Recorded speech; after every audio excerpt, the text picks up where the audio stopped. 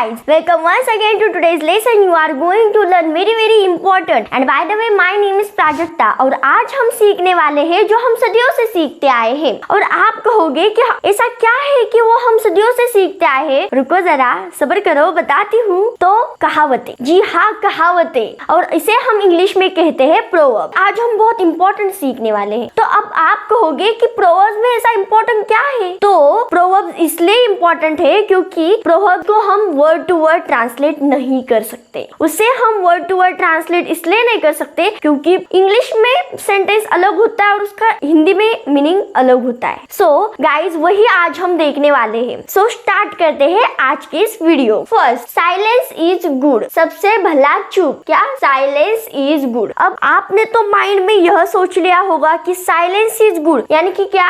Silence यानी कि शांतता गुड यानी अच्छी है। सो इसे हमें वर्ड टू वर्ड मीनिंग नहीं लेना है क्योंकि प्रोवर्ब्स में वर्ड टू वर्ड मीनिंग नहीं लेते हैं। सो क्या? साइलेंस इज गुड, सबसे भला चुप। Second, many man many mind, अपनी डफली अपना राग। मेनी मैन मेनी माइंड, अपनी डफली अपना राग। और गाइस अब आप मुझे बताएं सच में कि आपने आपके माइंड में क्या सोच लिया था। मेनी मैन मेनी माइंड्स, इसका मीनिंग आपने क्या क्रिएट किया था? कमेंट में जरूर बताना क्योंकि मैंने तो अलग ही क्रिएट किया था, लेकिन जब मुझे पता चला कि मेनी मैन मेनी माइंड इसका मीनिंग अपनी डफली अपना राग होता है, तब मैंने वो माइंड में फिट कर लिया कि नहीं वो अलग है वो अलग है। सो आप भी अभी वीडियो स्टॉप करके एक बार फिर से बोल लेना क्योंकि आपको ये माइंड में फिट करना है। So third, better today than tomorrow, better today than tomorrow, कल करे सो आज कर। क्या? बेटर टुडे देन टुमारो, कल करे सो आज कर। जो कार्य जो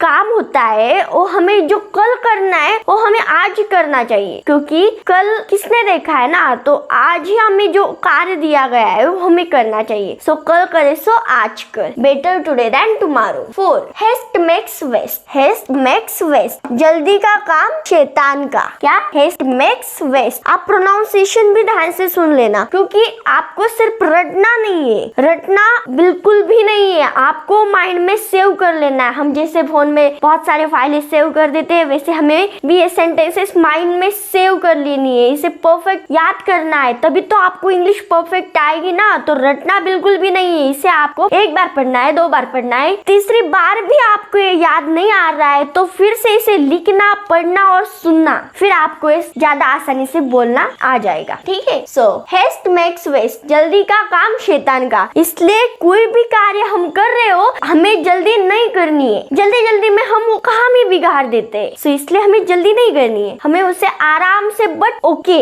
क्लियर ही करना है। Fifth, much ado about nothing. क्या? मच अडू अबाउट नथिंग, खोदा पहाड़ निकला चूहा। क्या? खोदा पहाड़ निकला चूहा। आपने बहुत स्टोरी देखी होगी कि बचपन में हम जब स्टोरियां सुनते थे तब उसमें बहुत सारी बच्चों के लिए बहुत मजेदार स्टोरियां थी, तब उसमें नॉर्मल कहावत यूज की जाती थी, खोदा पहाड़ निकला चूहा। हम बहुत परिश्रम करते हैं, बहुत एकजुट से काम में लग जाते हैं, लेकिन हमें वो नहीं अचीव होता, हमें दूसरा ही मिलता है, तो हम क्या कहते हैं? खोदा पहाड़ और निकला चूहा। क्या? Six, small wits great wings, small wits great wings, गड़े मुर्दे मत उखाड़ो। स्मॉल विट्स ग्रेट विंग्स, गड़े मुर्दे मत उखाड़ो, यानी कि जो हो गया है पास में वो बार बार दोहराने की कोशिश मत करो, जो बताया गया वही करो। ठीक है। Seven, a figure among cipher, a figure among cipher, अंधों के काना राजा। क्या? अंधों के काना राजा। Eight, do good and forget, do good and forget, नेकी कर दरिया में डाल। क्या? नेकी कर दरिया में डाल। Nine, all is fair in love and or, all is fair in love and वार, लड़ाई और प्रेम में सब कुछ जायज है। हम जितनी लड़ाई करते हैं, हम अपना प्रेम करते हैं, उसमें सब कुछ जायज होता है क्योंकि लड़ाई में वो भी होता है और लव में भी वो ही होता है। सो क्या? All is fair in love and war. Ten, let the past bury its dead, let the past bury its dead, गड़े मुर्दे मत उखाड़ो, यानी कि पास में जो हुआ है वो हमें बार बार दोहराना नहीं है, उसे भूलकर हम आगे का देखना है। सो गड़े मुर्दे मत उखाड़ो। सो गाइस स्क्रीनशॉट निकाल लेना, एक बार निकाल लिया सो इसे अपने नोटबुक में नोट्स कर लेना और उसे ध्यान से सुनना। और आज ना मैं आपको एक शायरी बताती हूँ, हम इंग्लिश में कहते हैं ना क्योट्स, आप पढ़ते भी होंगे। सो इंतजार करने वालों को उतना ही मिलता है जितना कि कोशिश कर देने वाले छोड़ देते हैं। सो गाइस, हमें